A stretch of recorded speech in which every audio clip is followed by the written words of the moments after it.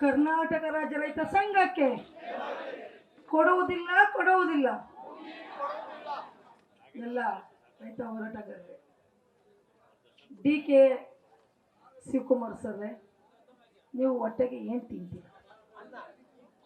ಅನ್ನ ತಿಂತೀರಾ ಇಲ್ಲ ಇದರ ಸೈಟು ಮನೆ ತಿಂತೀರಾ? ನೀವು ನಿಜವಾಗ್ಲೂ ರೈತ ಬೆಳೆದಂತ ಅನ್ನನೇ ತಿನ್ನೋದಾದ್ರೆ ಏನು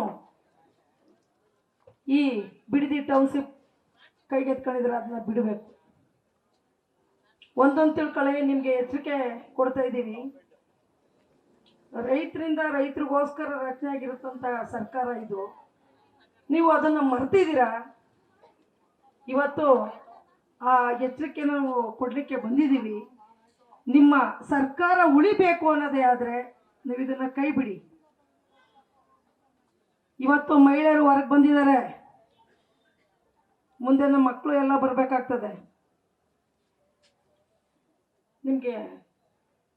ನೀವು ಸರ್ಕಾರ ರಚನೆ ಮಾಡಿದ್ರಲ್ಲ, ಯಾರ ಹೆಸರಲ್ಲಿ ರಚನೆ ಮಾಡಿದ್ರಿ? ರೈತರ ಹೆಸರಲ್ಲಿ. ರೈತರ ಉಳ್ಸೋಕ್ಕಾಗಲಿಲ್ಲ ನಿಮ್ಮ ಕೈಲಿ ಅಂತ ಅಂದಮೇಲೆ ನಿಮ್ಗೇನಕ್ಕೆ ಸರ್ಕಾರ, ನಿಮ್ಗೇನಕ್ಕೆ ರಾಜ್ಯ? ದಯಮಾಡಿ ಹೇಳ್ತಾ ಇದ್ದೀವಿ, ಈ ಟೌನ್ ನೀವು ಅರ್ಥ ಮಾಡ್ಕೋಬೇಕು.